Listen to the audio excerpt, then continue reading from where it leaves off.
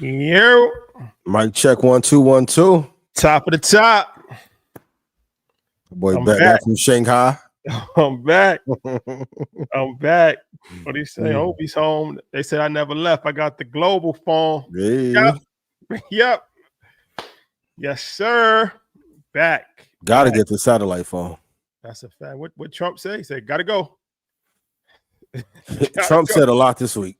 That's A lot this week. We are live. We are live. Yeah, we live. Shout to Yes. Cinnamon 516, whatever. Cinnamon I appreciate you. 516. Yeah, we live. Shout to Red Panda. Shout to our earners. I appreciate y'all for being here for real. Facts. Man, we got a lot to talk about. We're going to get into it. We got the good brother Van Lathan joining us. And if you haven't been under a rock, you know that there's some things that's happening in the world these days. A lot of geopolitical-ish is happening in the world right now. I feel like World War III. The war-ups are happening. Facts. So it is a lot to talk about. Facts. But first and foremost, I will say this. I'm back, and I'm back on my support black business brands vibes.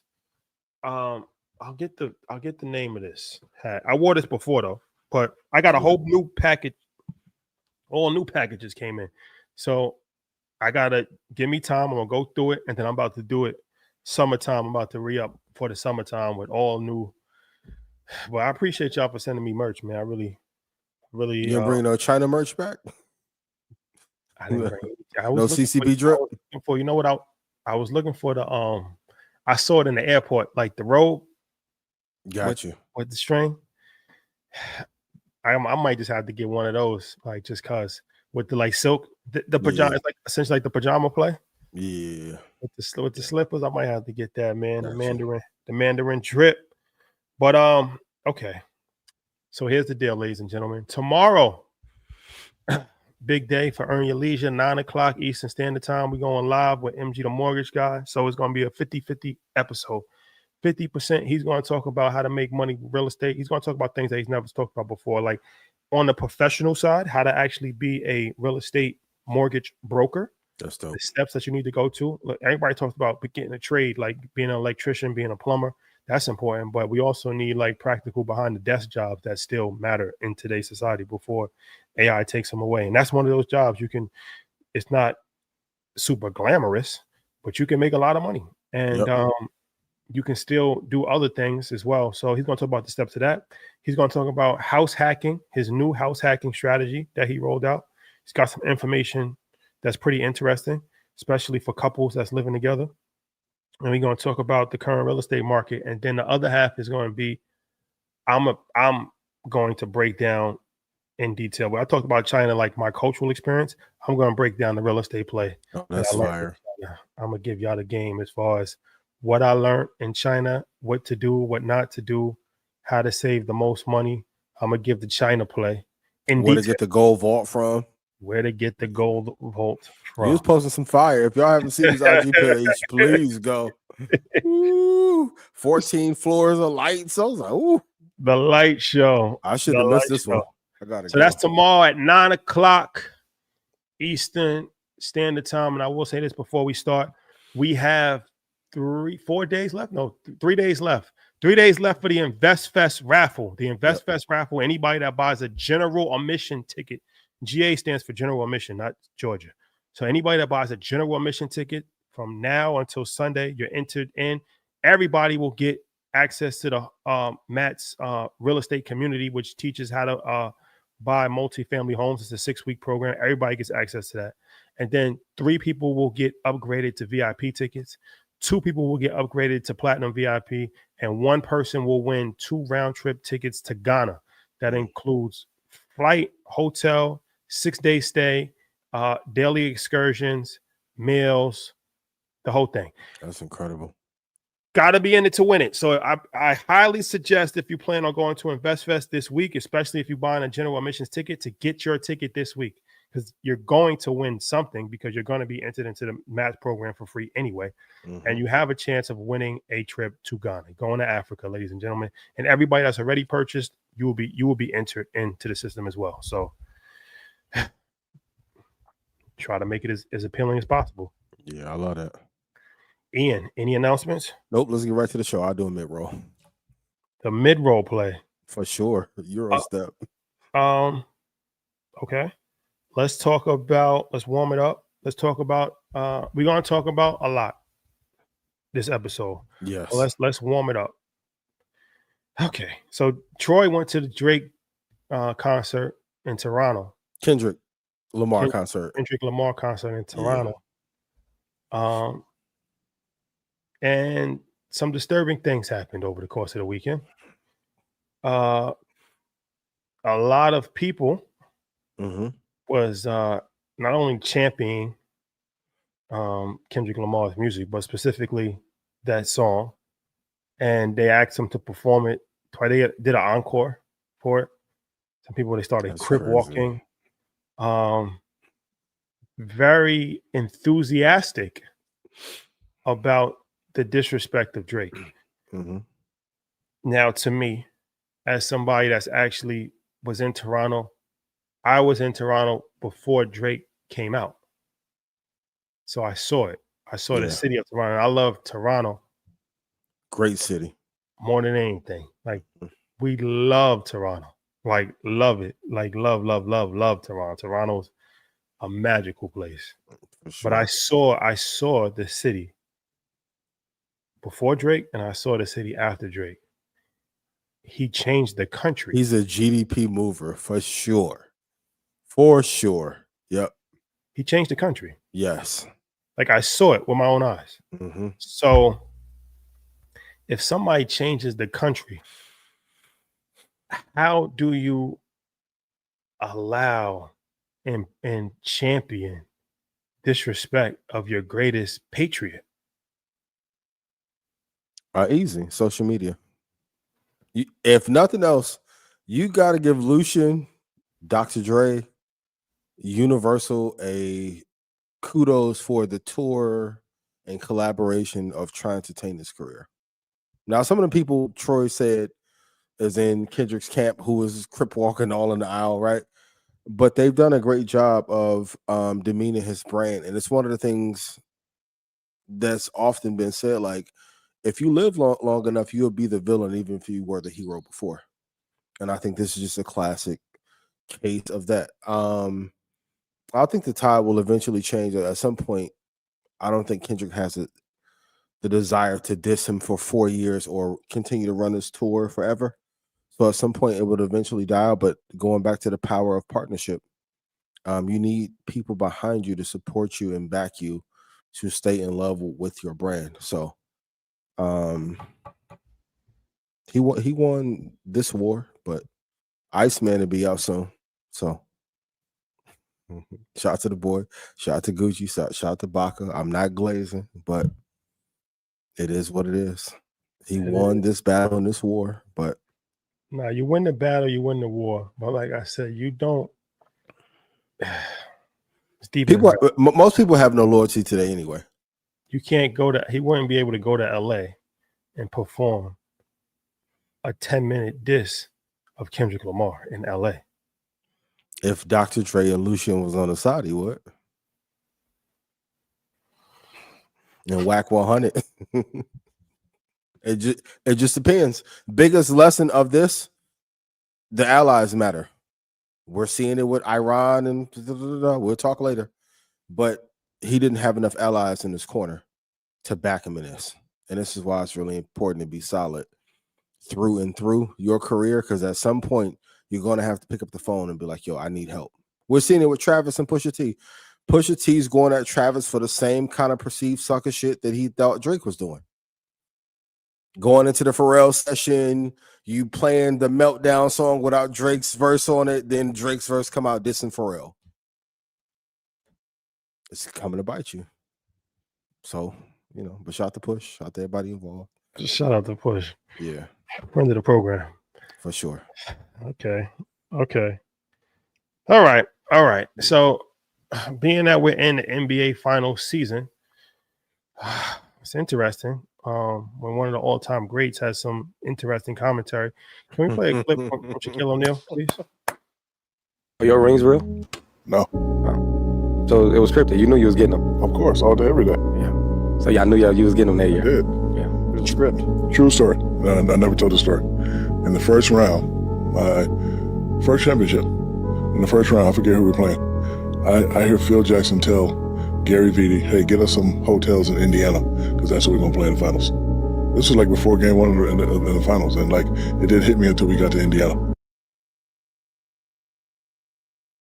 Very interesting. And this is the second time Shaq has alluded to that things may be pre-programmed in certain leagues. Do we think Shaq and all his dominance is telling he doesn't need podcast views? What do you think? I mean, it's hard to argue with somebody who's an all-time great player who played in the NBA for 15 years, who knows. Who am I to argue with Shaquille O'Neal? Yeah, and there's a lot of politics in the NBA that are not talked about. And then you look at, FanDuel, you look at, it's conspiracy theories. I will say this. I think if the NBA was scripted, the Knicks would be in the finals. That's what we got to quit saying that. Why? This is the lowest rated finals in the last 20 years. No disrespect to Indiana. I know that's your hometown. But I'm just saying. Halliburton, you better step up. Hallie looking crazy right now. Siakam playing with more fearlessness than you are. Hey, my boy, you got to do something. Going back to the power relationships and partnerships, I don't know what Dolan did behind the scenes to piss him off. What did Rick Adelman do and the Sacramento owners back then do to Stern for that shit to happen in LA, get to the finals and not them?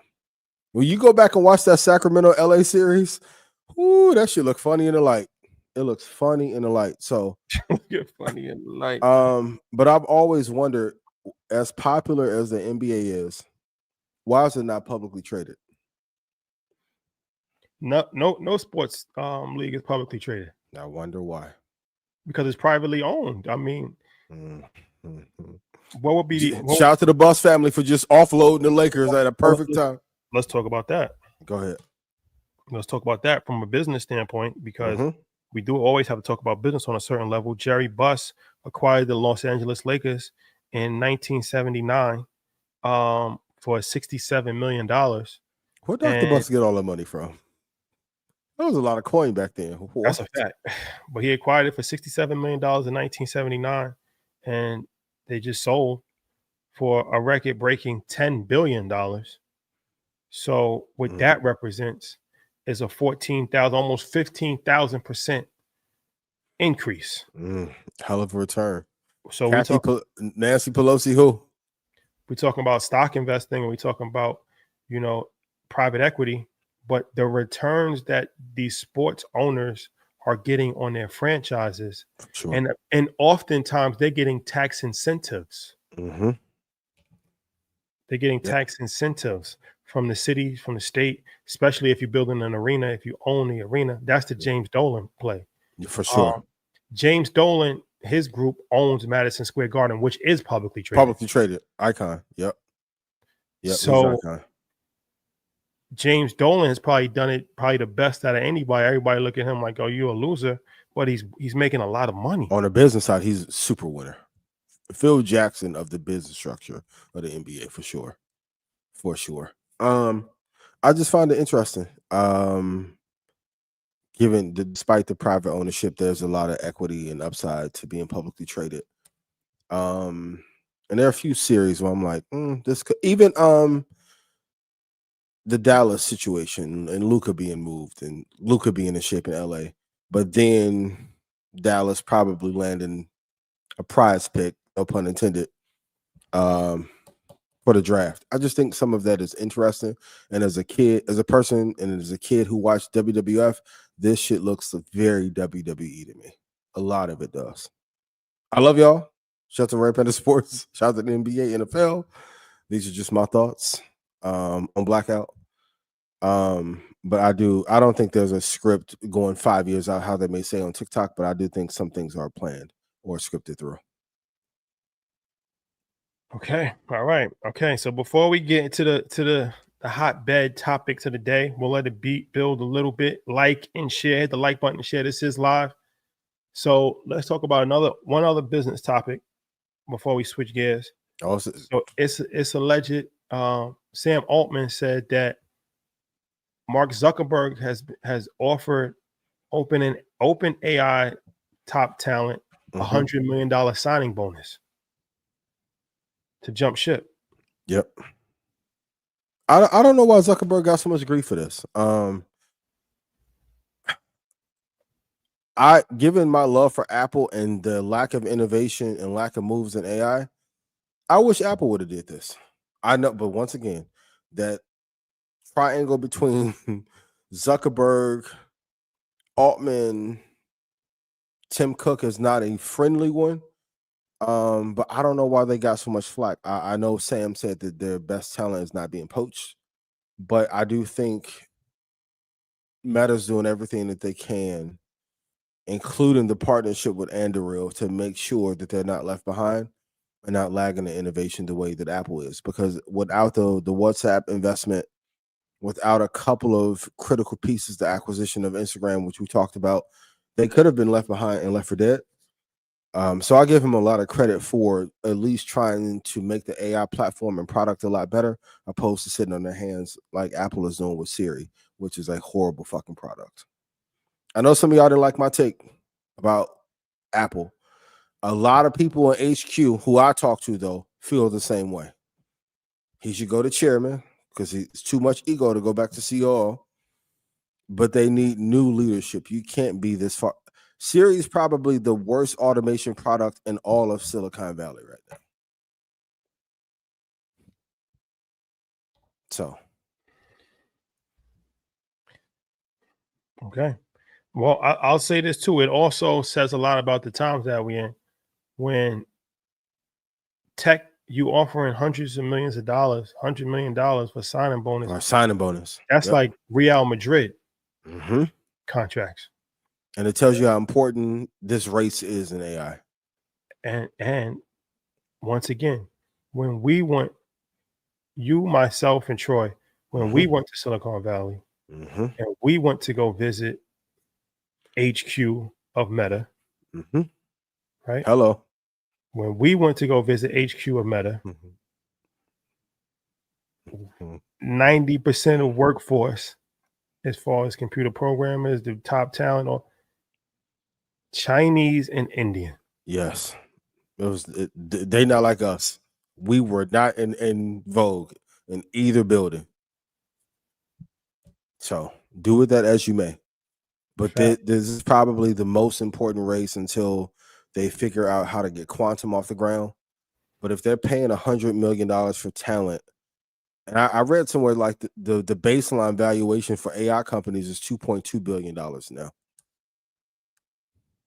We're not talking about great AI companies. Just the acquisition entry is $2.2 billion. It tells you how important this race is. So if you had a child, right? Well, you have a child. What's the number one thing that parents need to focus their children on right now?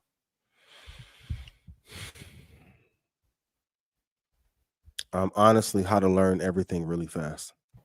It's not coding anymore. It's over with. And even most AI, if you're not learning how to connect, and I said this, shout out to Elwin, I appreciate you. We talked about on Market Mondays 2 years ago. Once you're able to interconnect all the large language models together, if you're not able to do that, you're going to be left behind. It's only going to be AI, quantum, sports, which you talked about. Basketball is becoming a rich man's sport. Or you're going to have a unique skill set that no one else on earth has. That's why I think investing in trading is so important, because they haven't taken the governors off of Perplexity, Claude, ChatGPT to give you the real answers about the market yet. But I think it's going to be ever evolving, and you're going to have to learn how to build shit. You're going to have to learn how to build audience, community, company, and tech product at the same time. But you can't teach your kid how to do that unless you're actively doing it. Shout out to Ty. Ty's like walking me through something different every day that I didn't know that he even knew how to do. every day via text. I'm like, how the fuck you build this? Okay, now I have to get back in my bag and learn how to build other things. There's no other way around it.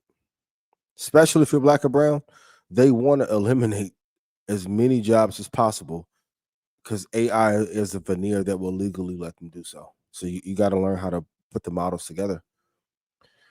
All right. Well, I think our guest is here. Can we bring him up, Troy? What's up, brother? What's going on? How y'all doing? What's the deal, man? How you feeling? I'm good. How y'all doing, man? What's the word? What are we talking about? A bunch of things. A bunch of things. It's a lot of political shit going on. We can start with your hate for Caitlin Clark. What the white queen do to you? Oh yeah, a white Nubian queen. I just don't like her, man. You know what's crazy is that that's good for sports.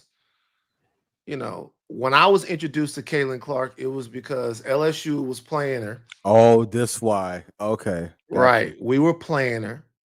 Angel Reese, LSU. This is 2023. We're playing her. She was unbelievable against South Carolina. Unbelievable. So now we're about to play her, and I'm looking at it, and I'm like, okay, well, what do we do to stop her? We get a good win. And then after the game, the whole thing is about Caitlin Clark. It's all about Caitlin Clark. And I'm like, I don't like this. I don't like this. And that day, a hater was born. Okay. But here's the thing. In sports, no other time but in sports, hating is okay. It's okay to have a little sports hate. You hate in the real world, you're a loser. You hate anywhere else, but in sports, it's okay to have them athletes that are excellent. You just don't mess with them. And that's me and Caitlin Clark. But you do realize that she's the greatest of all time. Nah, you can't say that yet. Yeah, you really can say that. How much more time we got to give her? You really can't say that.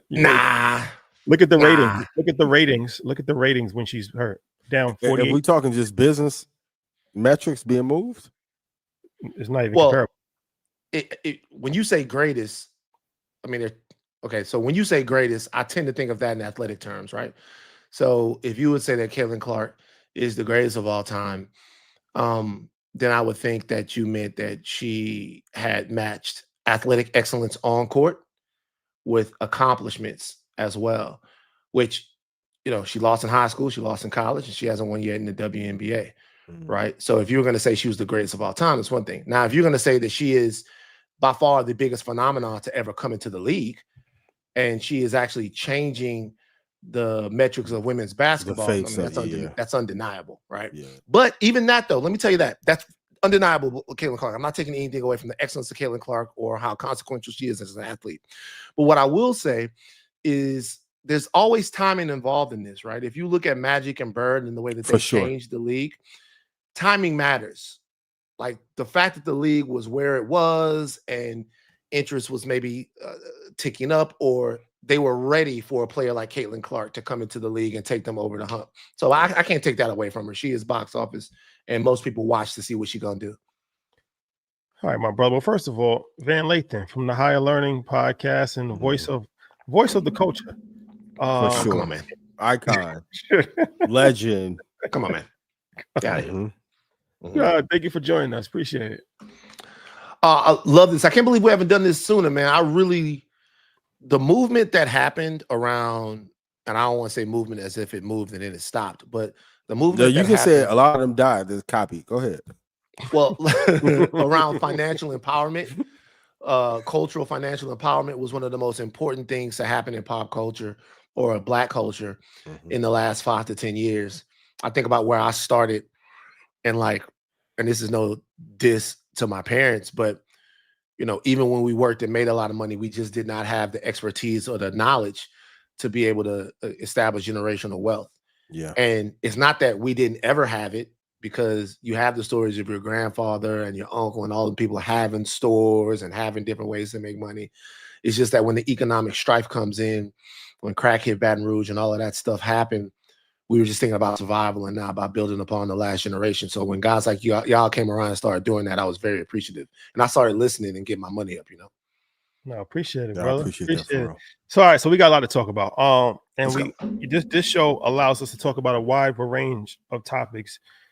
So we got to start with the most important thing in the world right now. And I saw it. I actually watched you when you spoke about it, and you had your guest on. And it was a good conversation.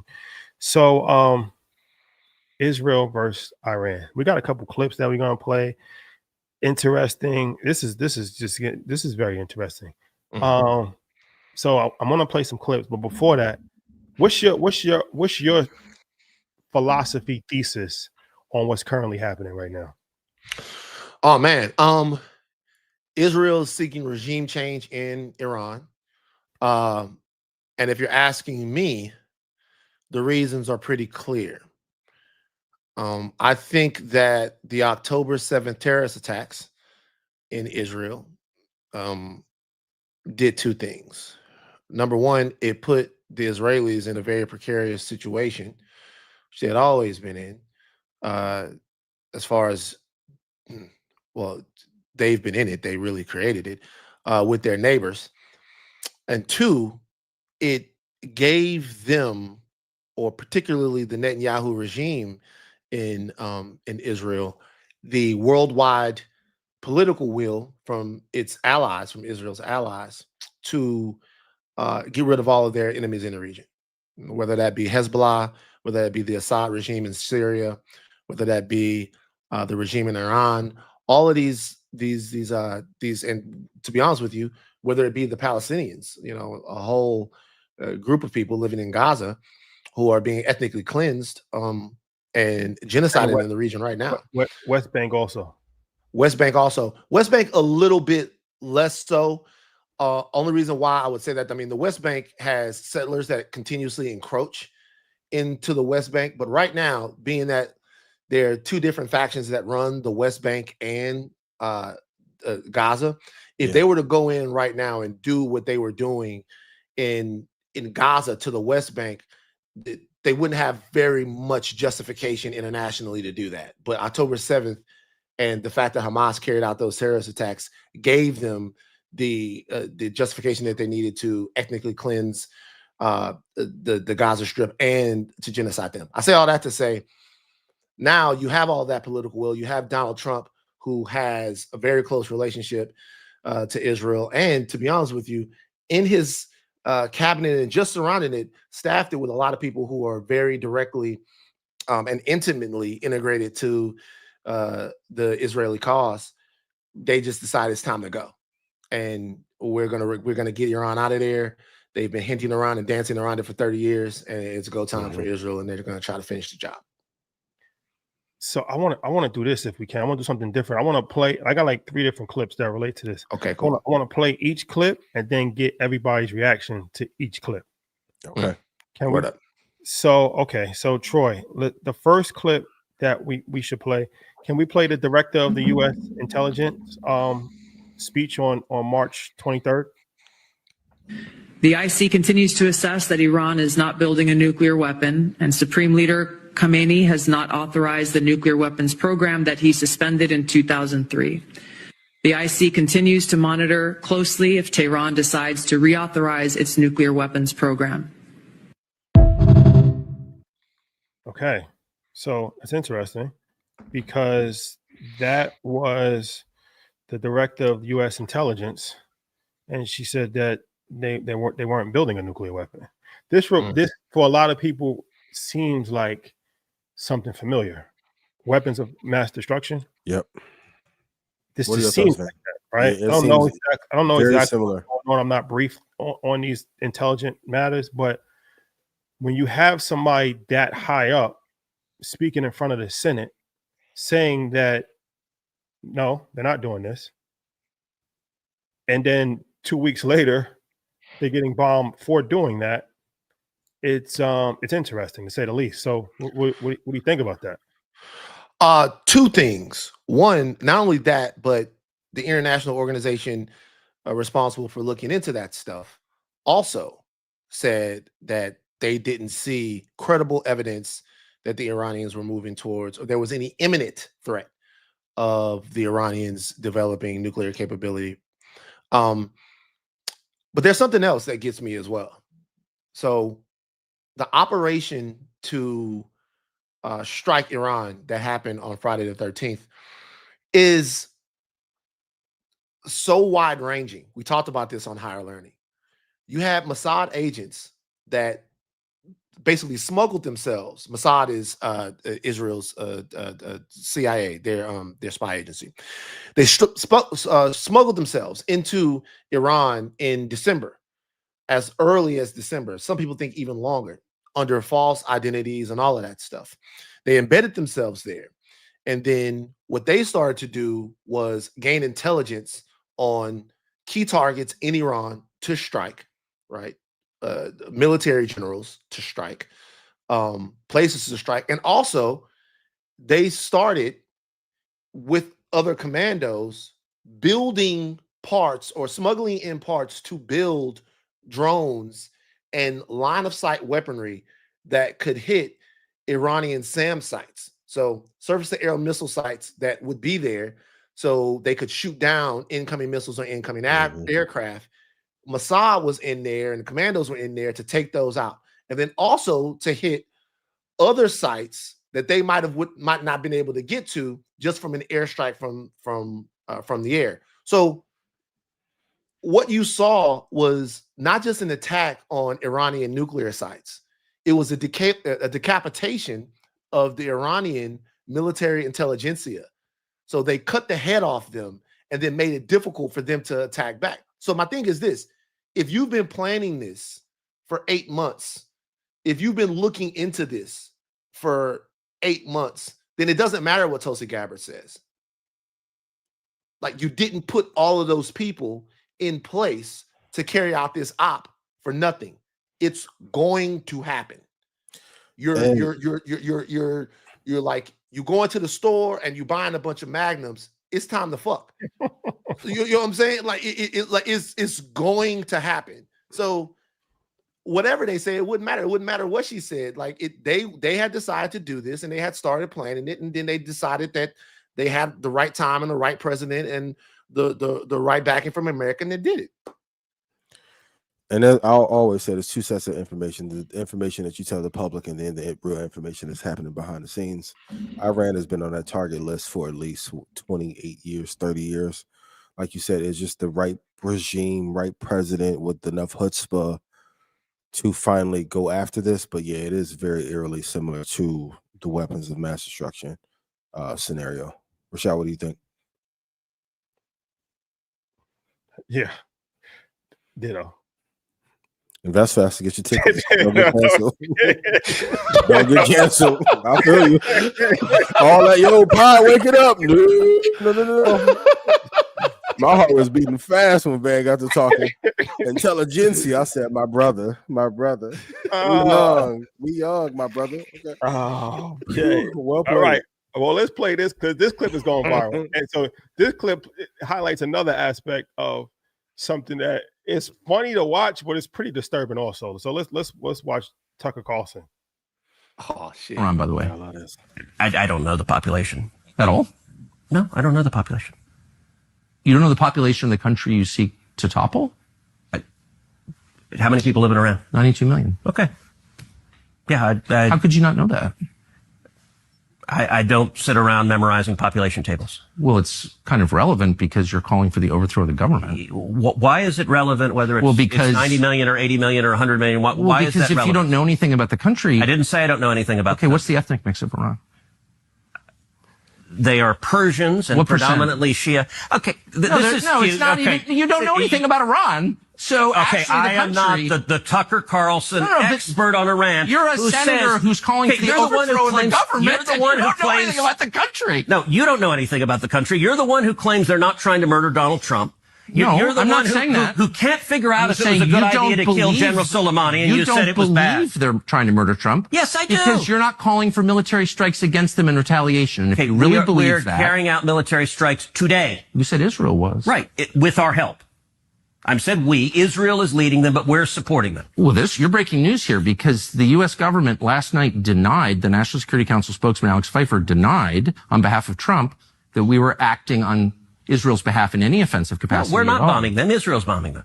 You just said we were. we are supporting This is Israel. high stakes. You're a senator. If you're saying the United States government is at war with Iran right now, people are listening. Okay. All of us are in media. That's a classic example of an egotistical Freudian slip. Tucker knew what he was doing. He lined him up perfectly, and once he said the we, had him dead to rights. Amazing job. I don't know that I've seen a 10-8 round like that in an interview in a long time. And Tucker was doing that to the whole interview. I was on the cot in the back listening to the interview. And what was said right before then, I'm going to talk about it tomorrow on Higher Learning, is actually very important. Tucker's team cut the meatiest, juiciest part of the clip, but the part that comes right before that is when Ted Cruz is trying to basically sane wash the attack on Iran by talking about all of these deep sort of issues. Well, this is this, and this is what this matters culturally, and all of this. And then Tucker goes, how many people are there? He's making the case for regime change there. And he goes, how many people are there? Like, how are you going to talk about how the people of a country are going to react to their leaders being taken out if you don't know how many people are in the country? If you don't know the ethnic makeup of the people in the country, if you're not sure about the political makeup and the political divisions that are in the country, if you don't know anything about them, then you're definitely leading back to an Iraq situation, because, of course, what happened in Iraq was we toppled the regime in Iraq, and then what came out of that was ISIS. Yeah, the void that was filled. Yep. So we didn't have an understanding of the insurgency or the will of what was happening. We thought we would be greeted as liberators, and we think that wherever we go, we think we're going to go into a place, make a decision for people on who's going to rule their country, and then they're going to go, "Thank you, America. Why don't you put a McDonald's right here?" Well, you know what? You know what's ironic about this? It's already happened in Iran. The U.S. propped up the show of Iran. The U.S. propped up. Oh, what up? You're right. The U.S. had already propped up a Western-backed corrupt leader. This whole regime that's in Iran now is because the U.S. propped up a corrupt leader. They overthrew the regime, and now they have the hard line that they have now. But it already happened like that. It already happened where they tried to play their hand, and it backfired on them. Right. The guy ended up escaping to France, trying to get asylum in the United States. Thousands of Persians left. Whenever I meet Persians out here, I'm hooping here, and then you talk to them, they go, "Hey, we left during the..." Yeah, you're right. The Western power already lost there. So, and they're actually the tweets with the son of the Shah, where people are going, "We're going to go back to this." They're not going back to that. It's 90 million people there now. What I will say is the people in Iran don't really like their regime. It's a very, very talented and politically savvy. The West likes to paint countries like that as barbarians. So, you know, I guess there's at least a nugget of hope there that they want change, but they don't want to be bombed. Yeah. And we're not going to be greeted as liberators after we've bombed the entire country and killed a bunch of people. It's just not going to happen. Another thing, when you guys go watch that Ted Cruz clip again, look at the fear and concern in his eyes when he's asking a question. It reminds me of that conversation that Joe and Lil Yachty had when Joe was asking him, "You don't know that you're in the 360?" And Yachty's like, "Chill." And people thought Yachty was saying, "Chill, get out of my business." But if I tell you the back end dealings of how this business goes, it's going to cost me. Pray for Ted Cruz, because he will step dramatically. All jokes aside, for those who work in government and politics and have connections to those that have security clearances, he fucked up really bad. Yeah, for sure. Because of that egotistical Freudian slip, because that memo of that alliance was not supposed to get out publicly. And you got watched in the interview too? Oh, man. Well, it also speaks to what I always say. The vast majority of our politicians are extremely ignorant on a variety of different things. And that's dangerous, because what they do is they practice talking points, and people tell them things to say. So it doesn't matter whether they're talking about the economy. It doesn't matter whether they're talking about immigration. It doesn't matter if they're talking about the Middle East. They get a set of like 5 to 10 talking points. I know this for a fact. I've seen it. I've seen it with my own eyes. Literally, I've seen it. Yeah, and they'll go make the press rounds and say the same thing in every interview. And they're trained to, if you ask them a question, to answer the question with the talking point. It's a skill set. Like you have to work on that. So it's like, okay, should we be supporting Israel? Well, Iran is a danger to the world. Well, that's not the answer to the question, right? But so the thing is, most of the time they don't really get tripped up on it. So Tucker Carlson did a great job of, because he knew what he didn't know, and he set him up perfectly to embarrass himself. But the bigger problem is that our fate is in the hands of a select few group of people, hundreds of people. When you talk about Congress and Senate, a few hundred people that are just regular citizens. Yeah. There's no pre-requirement to become a congressman or a senator. So these guys could be a dentist one day, and then the next day they're head of the Ways and Means Committee.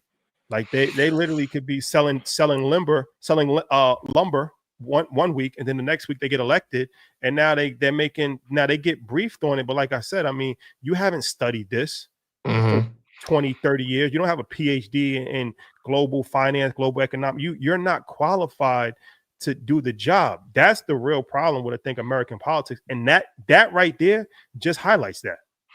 That's such a good point. And let me tell you where the talking points work. They work on the Sunday shows. So when you got Ted Cruz for 5 minutes, you got Ted Cruz for 10 minutes, you got Ted Cruz, and you ask him a question, and he goes, well, I'm the son of immigrants from Cuba, and my father's work ethic, as it was instilled into me, and you got literally a minute of bullshit before he gives you even a scintilla of substance. He said in that interview, and he said that part of the reason why I am so pro-Israel, I have to support Israel, is because it says in my Bible that those who support Israel will be blessed. And Tucker said, where does it say that? Most Christians now you don't have time. Like you don't have time for that when you on Meet the Press or when you on any of these other shows. Tucker goes, let's talk about the book of Genesis. And let's talk about what that really means. He goes, so you're telling me that the Bible tells you right now that you have to support the government of Israel. And Ted Cruz is like, yo, he's almost looking at his corner. He's like, yo, what's going on, man? Yeah. Like he's not ready to give substance to any of the things, the propaganda that he's parroting, right?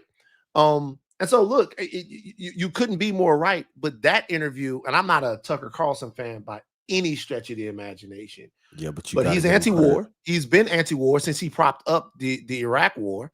He's had a change of heart, and he's asking for and demanding answers about why this international excursion from America will be different. And no one seems to be able to give him anything that changes his mind. You got to give him credit. Candace Owens, as crazy as it may sound, Alex Jones, Rogan, that right-wing consortium that helped get Trump in, for asking some of the tough questions. Like Rogan flat out asked Kash Patel about the Epstein files.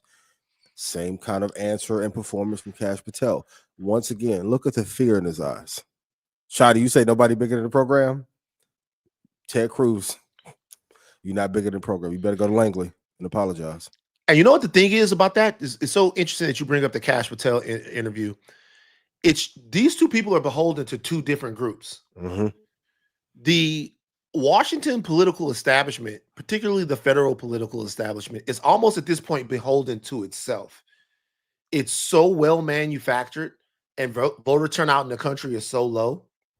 They really only have to please each other. But every single day that a Joe Rogan or a Tucker Carlson podcast comes out, people vote for them every time they watch them. Absolutely.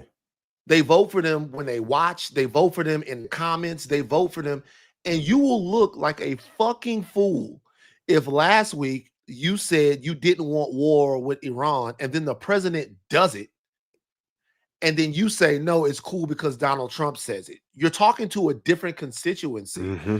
That's why those guys, smarter. that's why those guys, they can't just be total cucks on this stuff. They kind of have to show some consistency. And my thing is to black people, right?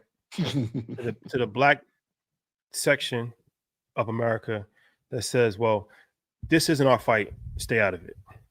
It's the dumbest shit I ever heard, because you're already in it. If tell them why though. Let's start with love and then let's go crazy. Your tax dollars. Rashad came straight with the hard parenting. No. So now get canceled. Invest fast. Get your tickets. No, because also it goes back to these talking points, right? Like there's certain talking points on social media that it's just said, it's regurgitated over and over again. But when you really think about it, it actually makes no sense. You're already in it. If you're an American citizen, you pay taxes, right? Your tax dollars are already going to fund outside armies, outside wars. So you're already in it. You can't just say, well, I got nothing to do with it. You're already in it. Literally, you're in it. And then if any troops go to ground, 30% of the troops is going to be black people, 25%. Like there's a high, at least double our percentage of population is represented in the Army and Air Force. It's always been that case. So you coming back. I used to go when I was a financial advisor, I used to work at the VA hospital. I had a lot of clients in the Bronx. You know how many people that I saw with one leg, one arm? These are black people, people, brown people, Spanish, Latino, whatever you want to call it. These is low income people that's going to the armed forces because they look at it as a way to for the GI Bill, to buy a home, for a way out a lot of times. So you can't, there's no way to say that unless you annex yourself, unless you take your citizenship away, stop paying taxes in America, you don't have the luxury of saying it has nothing to do with me. It actually has everything to do with you. So by you doing that, it's an ignorant thing to say, first and foremost. And that's why I do respect people like Tucker Carlson on this matter, because he's like, all right, if I'm gonna pay for this, I gotta have some say so in this. Yeah, I'm not just gonna pay for some shit and then just say, well, fuck it, I got nothing, I got no care in the world about it. That's just like, what are you even here for? You know what another part of that is? Go ahead, bro. Oh, I'm sorry. No, I'm my bad. No, go ahead. You know another part of that is?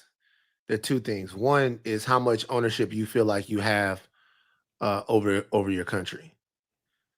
Tucker Carlson gets outraged when America does something that's against America's interest, because America's his country. Like that army is his army. That's a great point. Like all of that stuff, he views himself, he wears the reputation of America as his own because he feels like America is his. Now, we have dueling narratives in our community. The first narrative is that America really isn't our country. Like, this ain't no country. That's not my flag. I get it and I understand it, but it's corrosive. It is your flag. Not only is it your flag, it's more your flag than it is most other people, because your ancestors. Okay, I'm gonna play devil's advocate. Let me tell you what I mean. Okay, is the country representative and empowering of you? No, it's not. But the crime that it's not is insanely profound, because it was your ancestors that came over here and provided the labor to be the economic engine of the country. It was your ancestors that tilled the soil. Like, you've put in the work for it. So the money that's owed to us from a reparative standpoint is one thing, but also the identity as being a building block of this nation. We should care. And you being too nice about it too, because it's, look, me personally, right? All right. Half of y'all saying like, yo, I'm not going back to Africa. I never came from Africa. I got nothing to do with Africa. Which is ignorant as hell. Okay. Yeah. I'm all for it. So you don't want to go to Africa. You're an indigenous to America. Then you don't want to do anything in America. Well, no, it's not really my country. I don't care about it. It's not my problem. Well, what are you? You just sitting at home on Instagram all day type shit. You're a problem. You're the problem. You're actually the problem, because you're discouraging people from traveling abroad because you're saying, oh no, we never came from Africa. Da, da, da, da. Meanwhile, Asians and every other part of Europeans in Africa getting money, doing whatever they're doing. Then you staying at home and you can't pay your cell phone bill because you broke. So you're not building nothing in America, and you discouraging people from going to Africa. What are we talking about?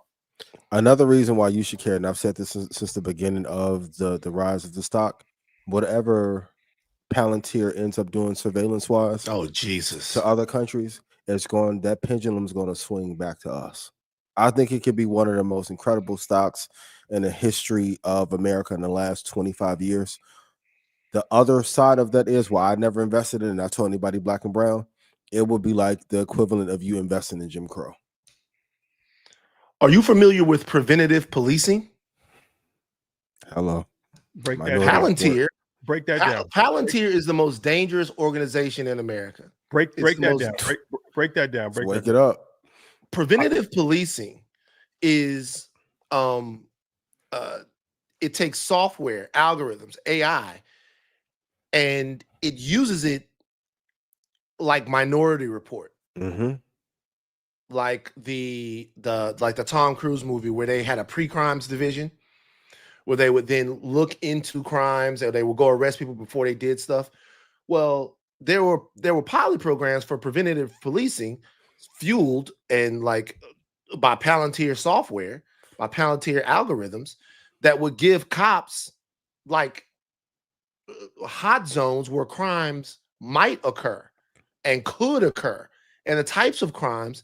And they rolled this stuff out in different places. Yeah. And they were looking into investing into preventative policing using Palantir software and everything that Palantir can do. And guys, they can do everything. Mm-hmm. They can do facial recognition. They can do threat analysis. They can do quantum computing to a degree to where they can do so much stuff that it's really mind-blowing. And the stuff that Karp and them want to do is even further. So when you look at the places where they're going to roll stuff like that out, that's going to be in your neighborhood. And some of the places where they've done it, I think they had one in New Orleans, maybe Baltimore, a couple of other places. Mm-hmm. They're not doing it in Beverly Hills. Yeah. So all of this stuff that the military industrial complex is going to get the bankroll and the funding to do, that's coming to your doorstep, and you are going to be the guinea pigs for it. So you might as well get a hell of it now. Also financed by Peter Thiel, which also financed JD Vance, and which I keep saying is probably one of the best masterminds in the country that no one's talking about.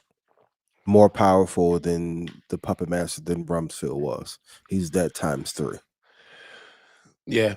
So, him and Karp were at Stanford together. Like there's a select few there's a group of people that increasingly, I mean, it's always been this way. I mean, we act like this is something new, but the tech oligarchy and the actual financial oligarchy that control America now, they're shrinking in size. Mm-hmm. They're getting smaller. That circle is getting tighter, but their influence is getting bigger. Much larger. Yeah. I know everyone protested the no king thing, but there's like 5 kings that run the country. Y'all were protesting the wrong ones. I promise you. Like at some point it'll come out Peter and Elon's relationship, because in that PayPal Mafia story, Elon was not the head of anything. Peter and Reed were, and then Reed went his separate way, and Peter stepped in. This has been his plan. If you read his book 0 to 1, you could see these aspirations long ago, not just here in the United States, but worldwide. But for anyone here who is watching tonight that's black, what's the solution and what can you do? Since Rashad elegantly went off on half of our loving audience. No, I love you. I got your back, brother. This isn't our audience. But well played, media. I do love you, media master. But I have to speak. I have to be honest, and I think I have equity to speak. For sure. I'm a Black American. We've created a platform that's changed lives. We've helped our people tremendously. Yeah, traveling the world. We're doing work domestically. I think that I'm in a position to actually speak to my comrades in arms. And sometimes in life, you just got to be honest.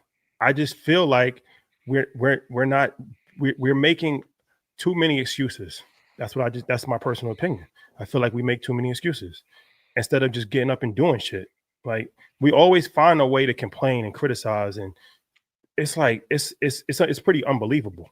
But what are we actually doing? Where do you think that comes from?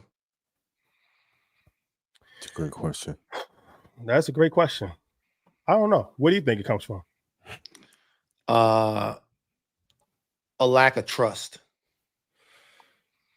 So, in the system or each other? Overall. So, like, what platforms like this and other platforms are trying to do is a very difficult thing to do. It's trying to realign your the way you perceive your situation, because there's a method of thinking in terms of being Black that is invested in harm reduction. Okay, everything's trying to harm us. So what can we do to lessen the amount of harm? We can't change the heart of the police officer, and we can't get rid of the police. So what can we do? We can ban the chokehold, which means we can stop the amount of harm that they can do. And that's cool. Harm reduction is good. But then there's a different way of looking at things that orient themselves around power. Power doesn't give a fuck about harm. Power is an insulator from harm. If you're powerful enough, you really can't be harmed, right? Like, I go box 3-4 times a week. So if I'm not thinking about what you can do to me in a fight, I'm thinking about what I can do to you, right? And so the reason why, how that comes back to what you're talking about is because if you're thinking about harm reduction and how to survive, you're looking for people not to trust. Because what you're always doing is not looking for who you can make $1 million with. You're looking for who's going to take your last 30. And that right there that's not anybody's fault. Like, there's no, people try to look at Black culture as, or the way we think, as some kind of cultural deficit. Well, look at us. Look at the way we've been. We always doing this. We always doing that. We hyper emotional. We did. Yeah. You would be emotional if you had trauma your entire life. Yeah. Absolutely. You would be distrustful if you looked around and there were disparity everywhere. Yeah. But there is some level of accountability. Without a doubt. There's some level of accountability that in 2025, a lot of things that we're making choices. I agree. In what regard? Well, let me say this, and then I'll agree. Everybody makes choices. The question is why. You're right. So when we got to put our foot on the gas and be like, it don't matter how hard it is to get there or what you have to do to get there. Either you're going to get there or you're not. And so I understand everything that you're saying, and it's all true. It's all true. They look for the agents. Like, you start making a lot of money. What did you have to do to get the money? What you mean, what did I have to do to get the money? I had to leave my family in Louisiana and come out here and be alone for 15, 20 years and develop anxiety and work for TM. That's what I had to do. I had to sacrifice a lot of stuff to do what it is. But I always did it with my community and my family and you in mind. And if you don't believe that, I'm not going to spend my last breath trying to convince you of it. I'm not trying to hurt you. So I don't know. The only thing you can do, because I feel it, but the only thing you can do is just keep pushing and be an example for people that I actually don't know what you can do. Thank you. I'm talking, but I actually don't know what you. I actually don't know what you can do, bro. I don't know. I'm gonna be honest with you. Senator Ted Cruz. Look, okay. If you just look at the politicians, they have no clue what to do. Senator Ted Cruz looked terrified talking to Tucker Carlson. This is way bigger than a lot of this shit being a choice. Because this technocracy, even with Trump, some of this was forced upon him. Not give him as a scapegoat. But if it wasn't for Elon, he probably would have got shellacked, because the polls turned when Elon came in. Elon wanted too much power. They pushed him out. Peter's a perfect hybrid to play the background enough to have enough control and not take over the country yet. But some of that shit was pushed upon him. Now you touched on it as a black man. I know some of your battles with it. How, as a black man, are you dealing with the anxiety of being successful, but also going through the trials and tribulations that you go through as a black man in this country? You know what, brother? Don't lie. I'm not gonna lie. Okay. But you know what I started doing? This is weird. I've always had a spiritual basis, and I've always like communed with God and talked to people and talked to my ancestors. But it's been such a rough I'm not gonna bullshit you. It's been such a rough 4 years for me, losing my father, losing all his brothers, my mama brother dying, just my cousin going to jail, all of this stuff. Yeah. And this is nothing new. I actually pared things down a little bit. I started practicing stoicism. I started focusing on my self-betterment. And I let anxiety go. You know, I'm in therapy. I do all of that stuff. But I started focusing on my focus, my lethality. You know what I mean? I started focus on what I can control in life. And it's really changed the way that I look at things. I've stopped being triggered by social media, because every time I pull on social media and it's like, should you pay for all of your girls' dinner? And I'm like, what are we doing? Like, you know what I mean? Like, everything is meant to girt you up. So I'm into nature. I'm into my brain. I'm into actually seeing the faces of Black people and talking to them like one-on-one, and going to a spot and like, man, what do you need? How can I help you? How can I give you a platform? And the rest of the stuff, I'm not really that into it as much as I used to be anymore. Like, I'm into taking care of myself and taking care of people. I was driving myself crazy. Yeah. Chronically online, commenting on everything on the Shade Room. People like Van Lathan is a coon or Van Lathan is a racist. And I'm in the comments like, you don't know what I said 2 weeks ago. I'm like, I got to give all of that up. You can't defend it. Yeah. Yeah, I got to give all of that up. So right now, I'm feeling good. Even when all of this stuff happens, I go and get some MREs. Like, I plan for the worst and hope for the best. I go get some MREs. I got the guns. I tell the girl, I'm like, look, we got to hit the road for 2 weeks, you know, and get out of LA. If shit gets really bad, then you got to be ready for that. But other than that, man, I'm kind of done with anxiety a little bit. No, that's important, especially mental health. That's a real thing. That's something that, you know, it's an ongoing process. But I do want to kind of switch type. But before we leave this Iran thing, I would just say this. This is my final thought on this. I really hope that America does not get dragged into war. And I don't feel like do they have a choice though? That's the interest. That's cartel rule. If you La Familia, you have to be a part of the program. I don't want to go down this rabbit hole, but certain wars, as Senator Cruz would say, we have to fight. Yeah, they going. You said they going this weekend. They going. We going. America? America? Yeah. Yeah. That shit. They'll start bombing this weekend, Friday or Saturday morning. From an aerial, no boots on the ground, just aerial bombs. Boots on the ground would be a political disaster. The air campaign will be enough as well. But remember, there are at least 2 nuclear sites. So let's say that this is an operation to destroy the nuclear capability of Iran. There are at least 2 nuclear sites that Israel doesn't have the capability to destroy. They can't destroy them because they're embedded in mountains. So the American the bombers that we have can carry 30,000-pound bunker busting bombs. So those bombs drop on top of the target, boom, hit the target, then get in there and blow it up. If Israel is really going to destroy Iran's nuclear capability, they have to have those bombs, and they don't have the bombs, and they don't have the bombers to carry the bombs. Well, let's let the last clip I want to play, because there's been a lot of talk about Iran having the ability to be very short away, like a month away from building a nuclear bomb. So can we play that clip, Troy? stopped, Iran could produce a nuclear weapon in a very short time. It could be a year, it could be within a few months.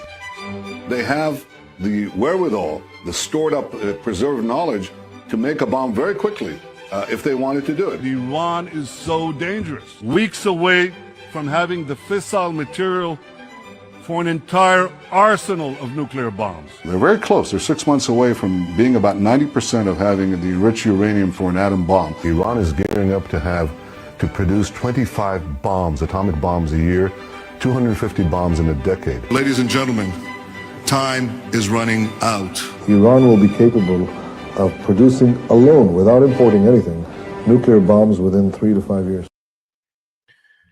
Okay, we don't have to stay on this topic for too long, but man, back to the talking points. 1995.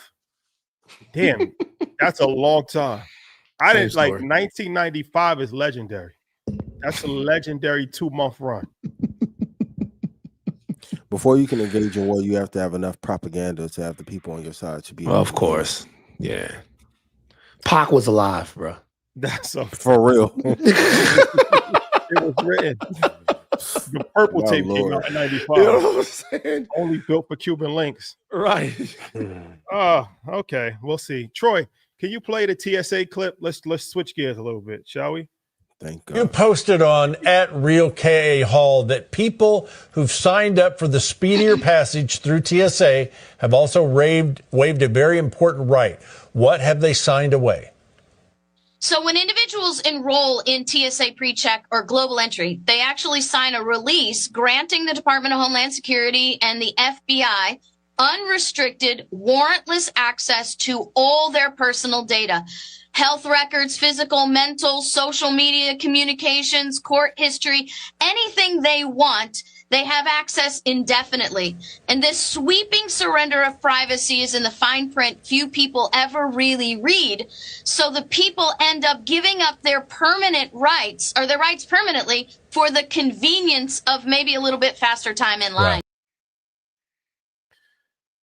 You know what's crazy about that is that okay, somebody, I'll keep the name out of it, but I've been trying to get a TSA for somebody, and then they're like, no, like, because when they get your TSA, they're gonna have you, pretty much what they said. I'm like, yo, I guess, come on, man, like, you gotta wait online for 45 minutes. Like, it's it's one of these things, bro. Well, hello. This is not surprising, but it is disturbing at the same time. But I also don't want to wait online either. Well, I mean, just give the information to Palantir. It's going to be available anyway on blockchain and Web3. They're going to have it. They're going to get your information regardless. But how do you guys feel about this? If data is the new oil, there is no such thing as privacy. I've been screaming it since 2010, 2009. The illusion of privacy has been dead for the longest period of time. I don't want to go back into certain legislation that was passed, but they've been accessing email and text and social media since the beginning of time. So, do I like it? No. But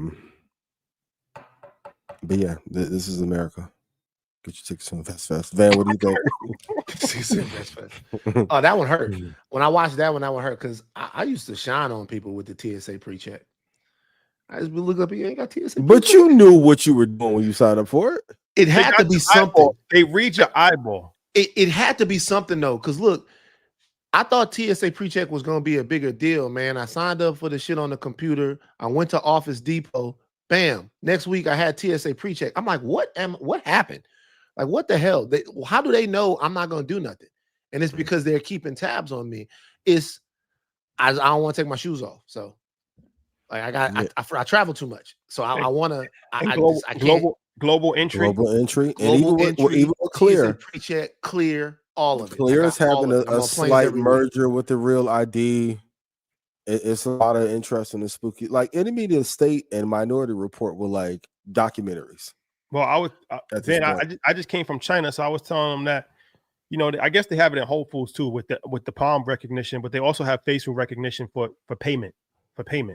So in like, China? So you look at the thing, it scans your face, and your card, your banking information is tied to your face. You set it up. So face card is a real thing. So it's literally like is debiting money out of your account by looking at your face. So when you think about it, like, you know, it's one of these things, like these movies kind of predict the future, right? Where imagine a society with no passports, with no wallet, with no credit card, anything. Everything is based off of your face, your eyes, and then of course you can't really do anything in that society, because how can you commit a crime? How can you do anything when there's a million cameras on every corner? It's like James Orwell. What's the book? 1985. 1984. Yeah. Like, this is real. This is the real aspect of it, right? Where it's like there's cameras everywhere, and they're looking at everything, and the whole world is under constant surveillance, and surveillance from social media and real ID, and then they sold us the big government, the big brother tech, as a fifth limb and necessity. Is there something that you guys would be uncomfortable with? Is there a limit?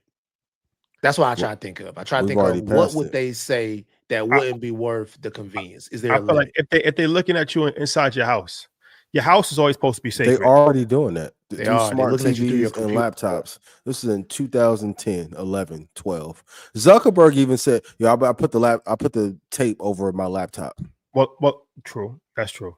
But I mean, constant surveillance. I mean, like, all right, you could close your laptop, right? I mean, like, if you go into the bathroom and they got a camera, if your whole entire house, like, you know how you got security cameras, and like, if your whole entire house is under surveillance, to me, that's uncomfortable. Jasmine said it. They can map your physical presence with Wi-Fi and mesh networks. What do that mean? Like, they can map how many people are in the house on some Call of Duty.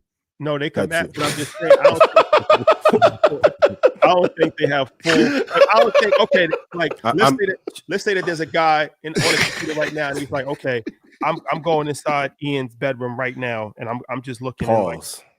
No, but I'm saying that could be, because that could be some surveillance, right? Where they can definitely do that. That's easy to do. I can do it. Shout to Langley. I'm gonna keep saying it. No, shout to Satoshi, who gonna be at InvestFest. If they place a bug, if they place a camera, the bug is in the phone. If Lord forbid, if an agency says we want to see what he's doing at this particular time, the voice recognition and camera can activate on their command. Yeah, they can hack your computer and get to your camera and look at you. Did you ever see the Edward Snowden talk? They can hack your computer and your camera. And look some of this technology is so good. If you have a conversation and cover your mouth, the reverberation off the windshield, they can I know somebody who got 22 years off of something he said in his car, and his mouth was covered. Hold your head. I feel like he about to go off the grid. It's too late. They sold us the tech the same way Apple came in and destroyed the music industry with the singles. Bigger government came into every social media and every technology company and have backdoors to all of it. Even Telegram, even what's Signal, all of that stuff. It's all of that stuff. I mean, the question of living in a contemporary society is always, what level of convenience are you willing to trade for your privacy? For people to my mama wanted me to do the the ancestry.com thing. Oh yeah. 20 and all that. Yeah. And so every couple of days now I get a hint. And they'll be like, hey, look at this. And some of the stuff that they found is amazing. They found my great-grandfather when he signed his name. And I'm looking at him, and this is a guy that died when I was 6 years old. All this amazing stuff that they found. But they got my DNA. So now everybody got your DNA. Every once in a while, everybody has your DNA. Because if you ever gave blood, if you ever went to the doctor, if you ever went to the hospital, if the federal government wants to get it, they're gonna get it. Yep. And if you upload that shit into Perplexity, so technically we're screwed. Yeah, we've been. Screwed. At least since 2000, 2001, for sure. Right. the Patriot Act, all of that stuff. It's the Patriot Act. The Patriot Van Act. Rashad. We black still. I don't know if y'all cool with Tucker, but on Al Gore's internet, some shit we not. Ooh. I'll text you, and they can see it when we text it, but on here. Okay. Okay. Switch topics. Let's talk about Trump's travel ban, shall we? So Donald Trump listed a bunch of all right. So here's a couple weeks ago, he listed countries on a full-fledged travel ban, meaning that people from that country cannot come to America. Afghanistan, Burma, Chad, Republic of Congo, Equatorial Guinea, Eritrea, Haiti, Iran, Libya, Somalia, Sudan, Yemen, and then partial suspension, Brunei, Cuba, Laos, Sierra Leone, Togo, Venezuela. Damn, Cuba made the list after all the support. Yeah, and Turkmenistan. Now he's contemplating 36 more countries on the full ban. Angola, Antigua, Benin, Burkina Faso, Cambodia, Cameroon, Cape Verde, Democratic Republic of Congo. There's 2 Congos, if you didn't know. Dominica, Ethiopia, Egypt, Gabon, Gambia, Ghana, Ivory Coast, Kyrgyzstan, Liberia, Malawi, Mauritania, Nigeria, St. Kitts, St. Lucia, Senegal, South Sudan, Syria, Tanzania, Togo, Uganda, Zimbabwe, and Zambia. Okay. A lot of countries. What do we have in common here?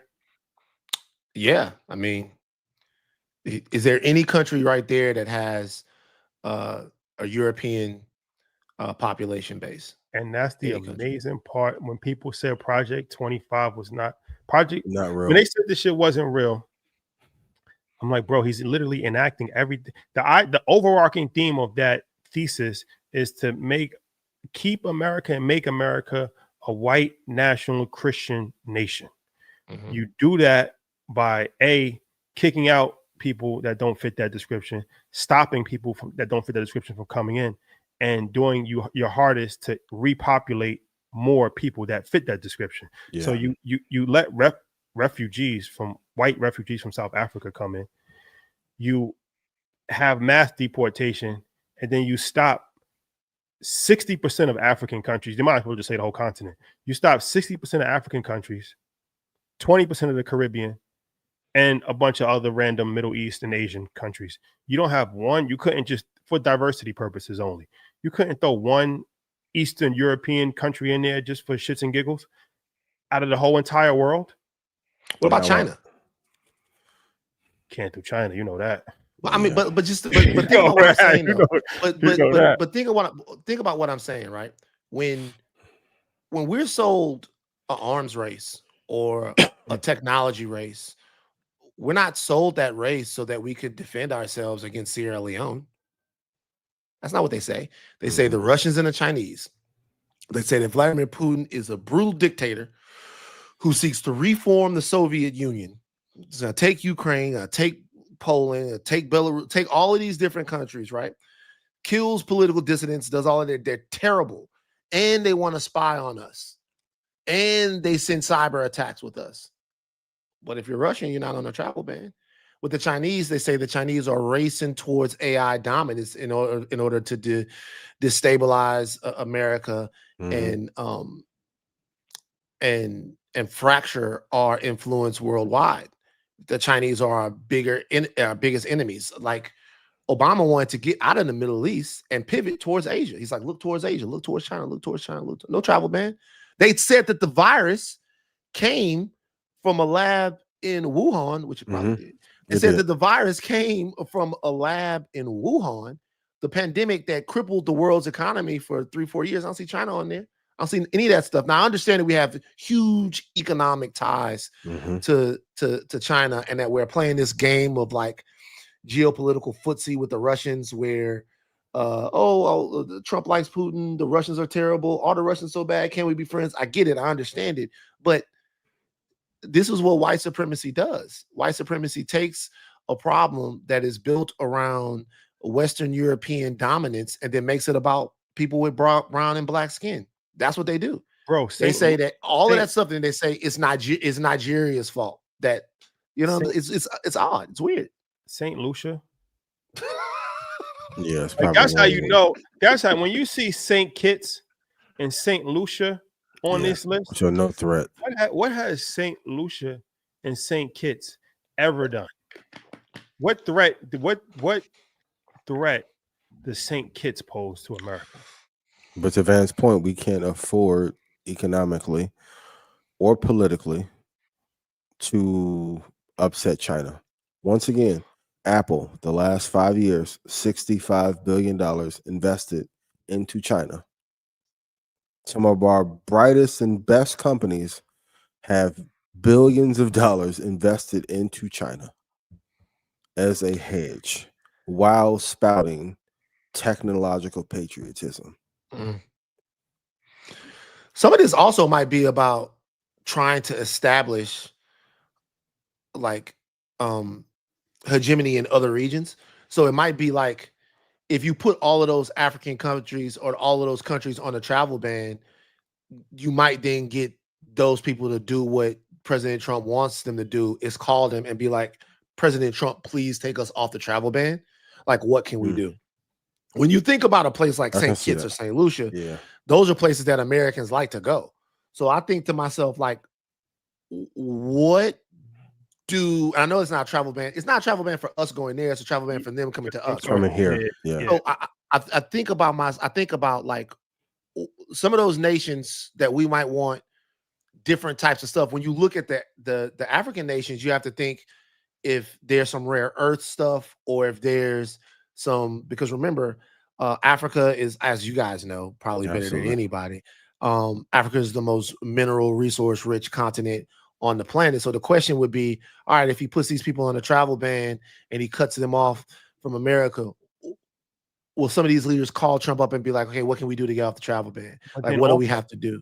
The same time that he's doing that, China announces tariff-free for every single African country except for one. So they're playing chess here. Political chess at the highest level. Yeah. They're playing chess. China kicking our ass as far as in every area. Yeah.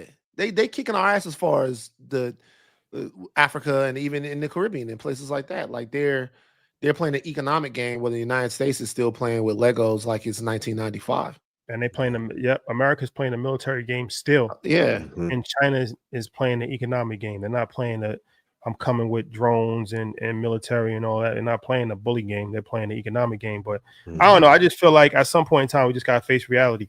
I actually think that Trump, he's not wrong in what he says about a lot of different things. He just has a wrong approach. But you can't deny that he's pushing a extreme right-wing racist agenda. You can't really deny that. He's bringing back colonels from the Confederate flag from the Confederate Army to rename the bases after. He's took Martin Luther King's head. This is like Martin Luther King. He took Martin Luther King's head bust out of the Oval Office. Like, why would you do that? Why would you do that? Why are we surprised at any of this? But I'm just saying, it's a lot of people that are still in denial. Like, no, like, you know, like whether you like him as a politician or a businessman, you can't deny the agenda that he's pushing is obvious. You can't. I'm gonna have a real nigga moment with y'all right now. I'm being serious. I'm gonna have a real nigga moment with y'all. It's very important, particularly for y'all platform, to be heavy on the messaging and stuff like that. Because let me tell you about me. Everybody knows I'm a leftist. Like, I care about stability. I care about personal growth. But people from both sides of the political aisle, they gonna come to y'all, right? They come to y'all. They look up to y'all. I know the black conservatives that fuck with the movement. I know the culture fucks with the movement. For me, I'm gonna start getting into a lot of other things, and they're gonna be Van is a kooky, bleeding heart, liberal, leftist. I can't go with him on some of that stuff. I get that. That's okay, right? I gotta kind of get to people in person to let them know that I care. But Donald Trump, I talked to a lot of brothers surrounding Donald Trump when he was running. I listened to all of them. I try not to judge. I try not to try to play intellectual bully games with people or tell you, nigga, you don't know what you're talking about, and none of that shit. That don't reach nobody, right? Trump won. The same week that he won, he rolled back an environmental justice initiative that the Biden administration had. I'm not caping for the Biden administration, but I'm saying there were lessons that were learned from the Flint water crisis around environmental justice for Black people. Things weren't perfect. Obviously, we saw a lot of problems in Jackson, Mississippi, and other places, but there was legislation or an executive order that was passed in order to say, okay, a certain amount of the environmental justice that we do is going to go to Black communities. I'm from South Louisiana, so we down in Cancer Alley. I need the Black kids to drink clean water. The week that Donald Trump was elected, he hadn't even been, the same week they go, we getting rid of that. How the fuck you get rid of clean water for Black kids? Like, I understand everything that everybody is talking about. I get it. Hey, man, we feel like this and we feel like that, and we vote on vibes and we can't vote for this. The people in Alabama, Trump just got rid of or rolled back a settlement that they got to get shit out of the water for Black people in Alabama. How can you talk to me about anything that has to do when somebody don't want you to be healthy? He called these things a woke overreach. It's woke for Black kids to have clean water to drink. That's woke.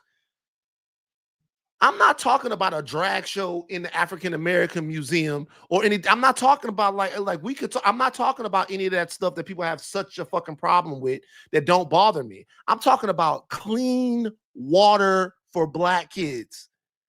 I'm sorry, man. Like I gotta talk to somebody that gotta tell me, like, I'm not seeing it. I don't see it. What I see is somebody who comes up and goes, oh, we're gonna make y'all rich, we're gonna do all of this stuff, and then at the same time is enacting some of the same policies and listening to the same people that don't want you to have the bare minimum of stuff. And I'm gonna stop ranting after this, but when you say that, I'm always thinking y'all could get through to people because you guys are like, y'all are the cool niggas. I see y'all in the short sets and stuff like that. When I saw y'all in the short sets, I actually went on Twitter. You can look this tweet up. I saw y'all in the short sets, and I went on Twitter and I was like, yo, man, where could I get a short set if I wanted one? Because y'all was in Africa and y'all had the short sets on. I don't know where y'all get them. So what I'm saying is they'll listen to y'all. They're not going to listen to me because I'm going to go to the pride marches. You know what I'm saying? I'm all the way to the left. I'm destroy hierarchy. Everybody get it together. All of that stuff. But we can't do clean water. It's like come on, man. Like, what the fuck? I mean, but that goes back to the depopulation conversations that I don't want to have today. Appreciate it. So, all right, before we leave, it's a lot of layers to some of this shit. And to anybody in the comments, like, yo, y'all scared to talk. 4,500 people on the check-in. Unfortunately, voices have power, and there are people in administrations and governments worldwide that take some of the shit that we say serious. So let's talk about this before we leave. It's an unfortunate thing, but it's news, right? Tyler Perry. $260 million lawsuit from a guy that said that, he made sexual advances on him, sexual misconduct type thing. Man, we got to be honest though. Is this inevitable? Like, and of course, everybody's innocent until proven guilty, and all victims of any type of sexual crime that should be taken seriously. Full disclaimer, but this feels like this is inevitable. As a Black man, if you reach a certain level, allegations are coming. Okay, can we have a conversation about text etiquette and not being nasty too? Because that has to be the first. Now, this is the purpose of Blackout. There's a conversation you got to have after you get the bag. A part of not losing the bag is not being nasty and reading the room from when a motherfucker don't want you. What are you referring to? I'm not finna repeat them texts that he said. Oh, they leaked. I didn't see that. They leaked text messages. What? Yeah, it was tell. Yeah. It's bad. Dr. Umar, where you at? It's bad, dog. Today? Bad. Yesterday, today. I mean, they came out with this. That was in the lawsuit. I saw the description of what dude said actually happened. I didn't see the text log though. Tyler no. They don't have the log. They got the actual. He put the actual joints in there. The actual joints. What is the actual joint? The actual joints. The actual text message. Text of what? Yeah, that's what I'm saying. They got screenshots of the text message. Yeah. Yes. Yeah, you got the text message. And it's crazy. If it's not great. I mean, it's not. You know what? It's not as bad as it could be. It's I'm being for real. What? Wait. So look. So let me tell you what I mean. The worst version of it is come over here and no, or you off the movie. Like that's the worst version. It's not quite that, but it's not great. He alluded to career advancement. Going back to the text etiquette, and a lot of times on the show, people be like, "Why are y'all talking about this?" I keep telling y'all, a lot of people careers get upended by the personal decisions that they end up making in private.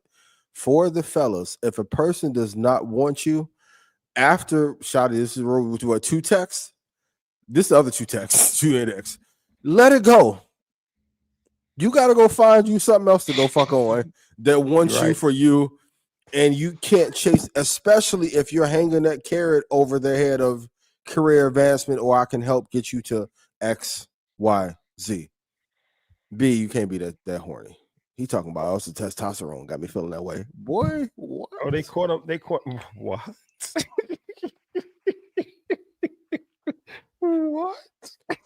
What? Yeah. All y'all be doing that semen retention. I'm gonna keep it real. Y'all be getting lawsuits because you need to go jack off in the real quick, and then get that post nut clarity, and then be like, "Oh, I didn't even care about that." Come on, man. No pause. Third, we gotta have a conversation about actually being comfortable and not presenting yourself to be this perfect person. So when shit like this comes out, the world is not shocked. Now, do I think there's an attack element to it that the gentleman planned it correctly with the lawyer? For sure. Yeah. But every time I talk to my mom and dad, except at all times, be careful what you say to people, especially in them texts. Now watch those text messages, bro, and watch the voice notes too, because they were screaming.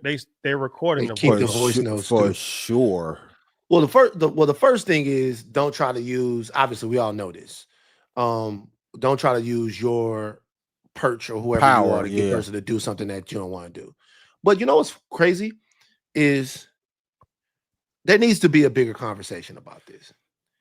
And like, I talked to do y'all know Jason Wilson from Detroit? Jason the Cave Wilson. of Adullam. Oh, y'all would love to have him on. He's great. Like he works with young black boys in Detroit. He's one of my mentors. But just as men, because it's not gonna stop. As men, like this part of this is like an investment into yourself. It's an investment into your future, not to be in a situation where someone can come take everything or where you're a liability and unsafe to the people. We have to invest into ourselves. We have to invest into, obviously money and all of that stuff, but we also have to invest spiritually and morally into ourselves. I don't know what happened with this situation with Tyler. I know what's out there, but I don't know how this is going to go in anything, but I do know that we're going through too many of these. So we need to have, we got to have a conversation, man. Quit being, and this is the part we got to bring back shaming. Like when you used to have to walk up to a girl and you see that shit didn't work, you had to adjust your game. Yeah. A lot of y'all are being digital warriors and trying to get all this fresh and fit shit off, and you're not being told. You look crazy doing this. Yeah. Rule of thumb: if they don't tell you and don't send you the 6 attachments, don't send nothing sexual. This nigga crazy. I need to swipe the phone to get a little preview. What kind of sick bastard am I that I knew exactly what you meant? Like the Chipotle. He said, "Get that Chipotle." look crazy, yo. It's one of Read these the things. room. It's one of these things. Be careful what you text, and you don't gotta text. Like if you're really up like that, you don't even gotta speak for real. Like you could just, they're gonna say, all right. And he sent 8 texts back to back. Yeah. You made straw. Why you sending 8 texts? What? I wish I would. What? I ain't shot nothing on the fucking Sony Raptor, whatever that shit is, Sony Red. I wish I would send 8 texts back to back. I would love to see you at the set tomorrow. What? Yeah, it's just we going through you have to move different. You have to take yourself seriously. Yeah, there is a crisis. You have to take yourself seriously, have to take the safety of people around you seriously. And Tyler Perry, the head of the snake there. Pause.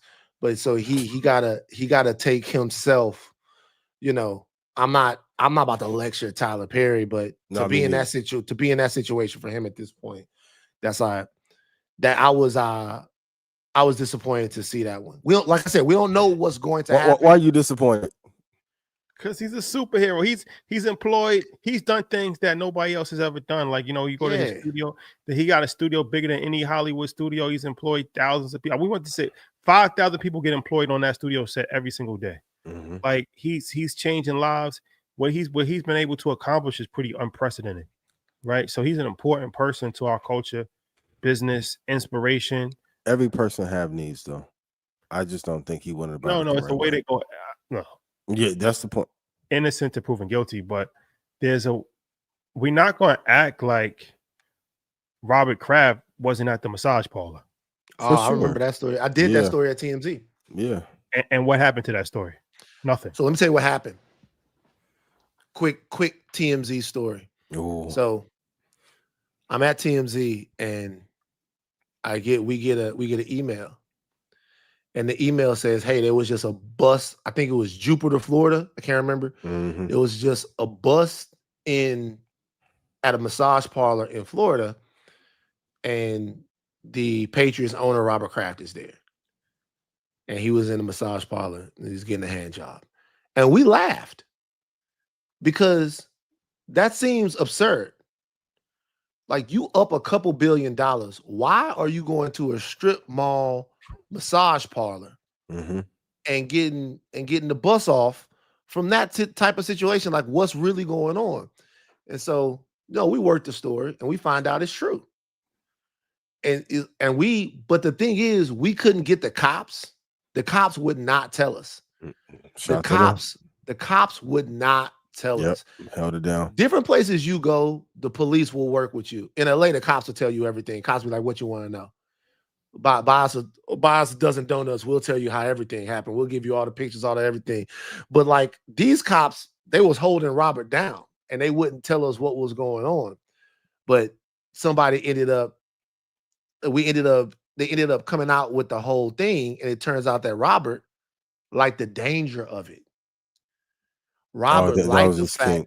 Yeah. Robert liked the fact that you go in there and they treat him nice and that he could get caught and he's in there with Robert, like the danger of it. That's Robert's be freaky, yo. Robert didn't want to just have you come over and do it on the yacht. Robert wanted to put the trench coat on and the hat and the sunglasses. And Robert wanted to go there. He wanted to look around. He wanted to have an assumed name. And Robert was into the whole Ethan Hunt MI6 joint of trying to get in there and get out. And he got caught up in the sex trafficking sting. So that's what we found out is Robert liked that. He liked that type of vibe. That's what he was into. Oh, okay. Shouts for the journalistic integrity. And there you go. Journalistic integrity at the highest level, man. My Lord. Journalism. Wow. Wowzers.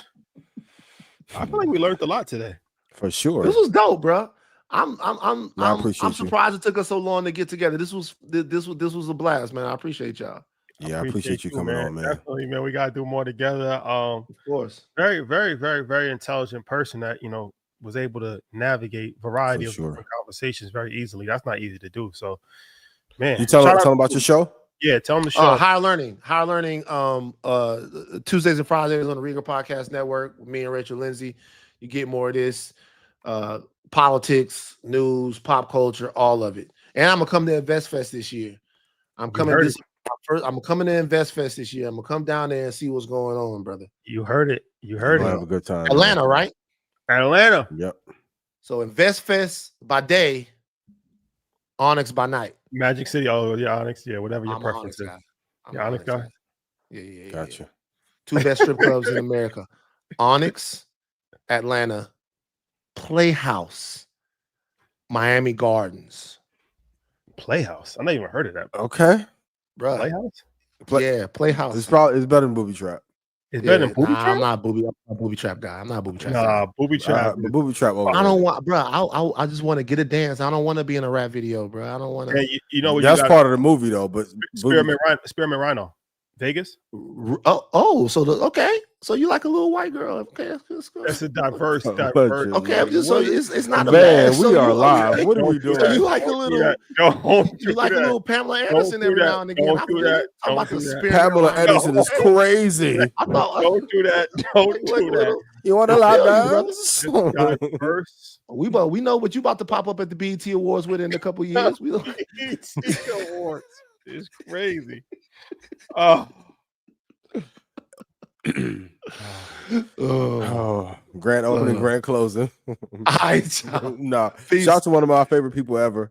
I appreciate you, man. Yo, appreciate y'all, bro. Keep doing what y'all doing for the culture, man. For real, brother. Appreciate y'all a lot. Appreciate it. All right, y'all. Peace. All right. Shout out to Van. Amazing brother, incredibly intelligent, underrated too in the media space. Smart guy, man. Mm-hmm. And he's funny and he's witty. He's talented. Oh, for sure, yeah. He's talented. Sure. Yeah. He's talented. Yeah. Check Kanye on TMZ for the culture. That was a legendary moment. For sure. That was very legendary. For sure. All right. Y'all put in chat. Did y'all love tonight's conversation? No pun intended. Shout out to Ace Metaphor. You got to stop, my boy. You're going too hard on the. I love you, but you got to stop. Ace Metaphor. You got to tell them no. Text etiquette, fellas. I know y'all be horny trying to get your shit off. 8 texts back to back is too much. Always think, what would this look like? When you say 8 texts back to back, what are you referring to? He hitting that. Tyler Perry? Yeah. He texted dude 8 times? Boy, it was a string of texts. You know, like when the psychos get the texting when they think they lost us? That's how he was texting. Always think, what would this look like in a deposition? What would this look like in a deposition?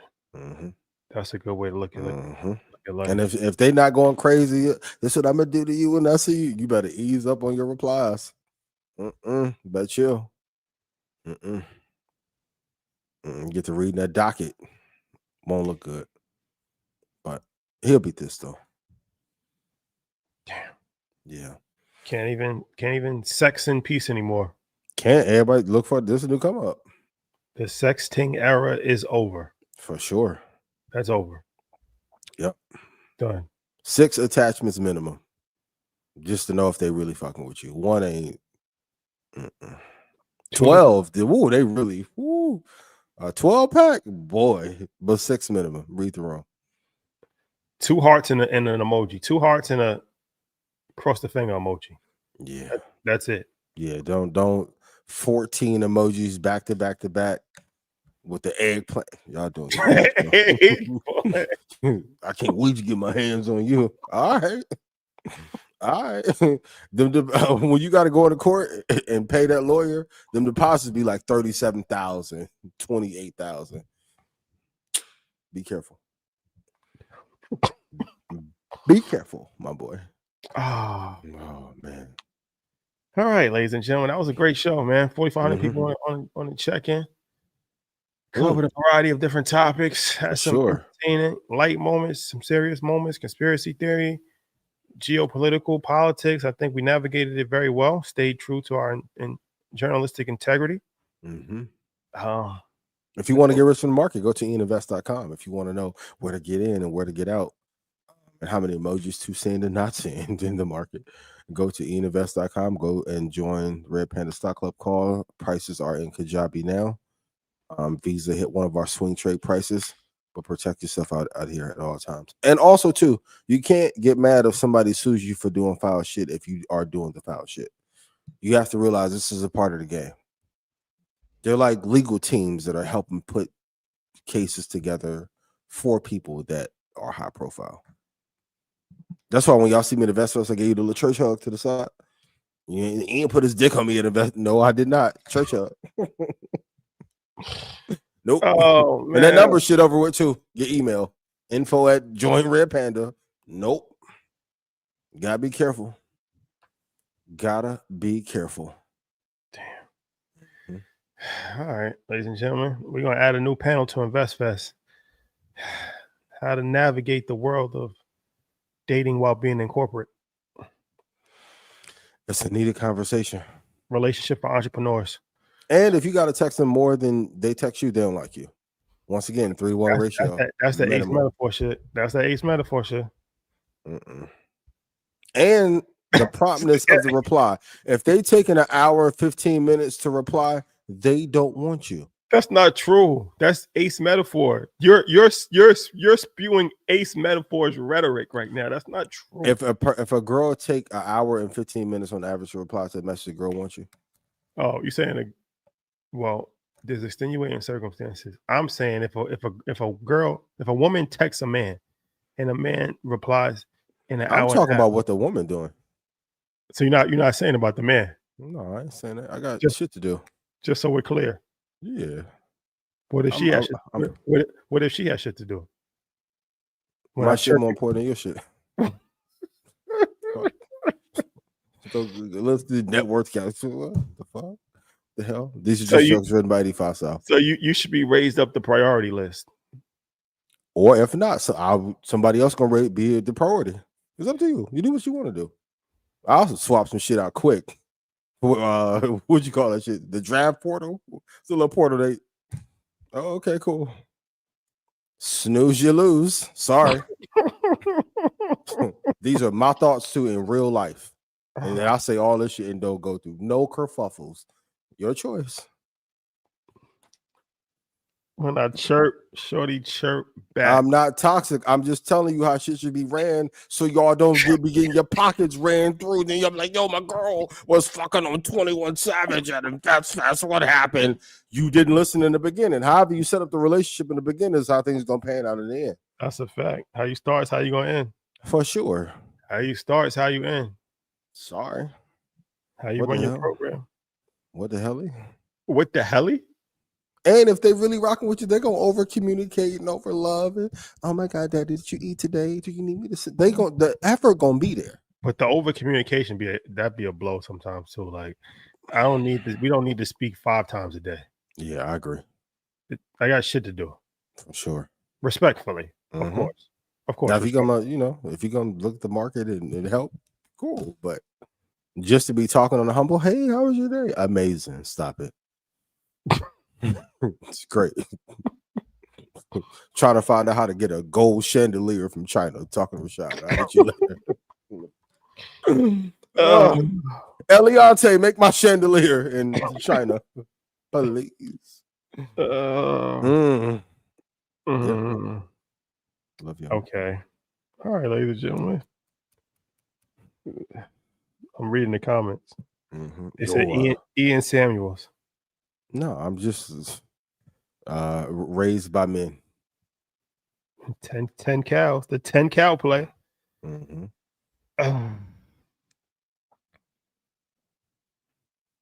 cows a lot. I don't know. Where these cows from? Laura said I'm too much. I appreciate you. God's not done with me yet. And you got to think in proportion of what's the access of what's available. Inventory. Be a lot in that draft camp. I got to put over some of that shit. When it's 114 waiting in the draft camp. Clippers, do your work. Clippers. So, sorry. Cool. Then y'all get to investor. Oh my God, you smell cuter in person. You smell so good. I bet. I know. I'll see you. Fancy seeing you here. That invest fest is a interesting dynamic. You set up the dinners yet? Not yet. Pending. But it is a great place to meet somebody that's educated and somebody that's trying to get to a bag, an entrepreneur. I would, if I was in that type of space, I would definitely be intentional. I'll be like, we talk about be intentional about meeting business people. I think you have to be intentional about dating. Who you choose to be with, for sure. You got to be intentional about it. The biggest decision you're gonna make in your life. You gotta. It's better to find somebody at InvestFest than find somebody in Instagram, Magic City, Instagram, for sure. type For shit. sure. You got to filter. You got to filter the quality of the people. Yep. And if you need a little word, you can. Hey, yo, what about such bottle rat? Leave it alone. With that being said, dress accordingly. You know, get a haircut, fellas. You know, shower. Put deodorant on. Breath mints. A lot of y'all went to vegan. I'm for the vegan deodorant. Is not the vegan deodorant. Is where it gets. They got to intake the chlorophyll. Got to do chlorophyll first, then the vegan deodorant has not been determined to work at high levels yet. Yeah. Don't risk it. Yeah, don't do it. Don't do it. Don't do it. Yep. Okay. Okay. Love all right, ladies and gentlemen, it's been real. Tomorrow, Appreciate 9 y'all. o'clock.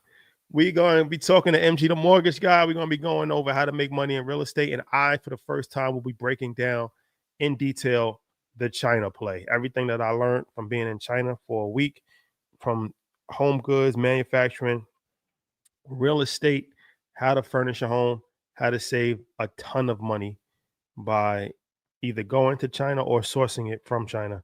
I'm gonna be talking about that in detail. So yeah, you don't want to miss that. That's gonna be a dope one. 9 o'clock, and get your tickets to InvestFest. There's 4 days left for the raffle. The winner of the raffle gets a free trip to Ghana, round trip ticket for 2. And all you have to do is buy a general admission ticket. That's this week only. This week only for general admission ticket holders. We are announcing new people every single week. We just got a new person today that signed up. And our last thing I'll say about InvestFest, if I did not extend the invite, if we did not extend the invite, please, it's not nothing personal, because a lot of people, but I realize it's become the Grammys of sorts for entrepreneurs. So people were like, yo, bro, like, what, I don't deserve to be on InvestFest? I haven't done enough work. My bad, bro. I just wasn't. It's 400 people. Like, you know what I'm saying? Like, it's a lot. Blame it on me. I'll be the scapegoat. Yeah, like, but no disrespect. It's no disrespect at all. At all.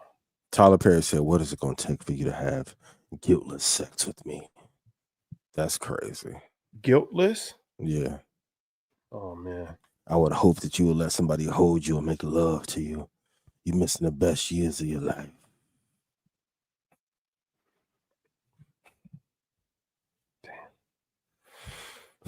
All right, ladies and gentlemen, it's been real.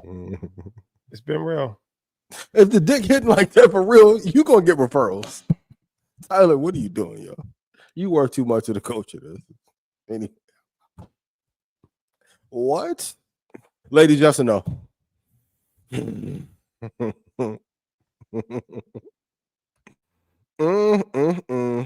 hit you with the AO. They hit you with the AO. You want to clarify? Okay. You want to clarify that before we leave? No. You want Clippers, get to work. Ooh, it's go viral. No, you know what I meant.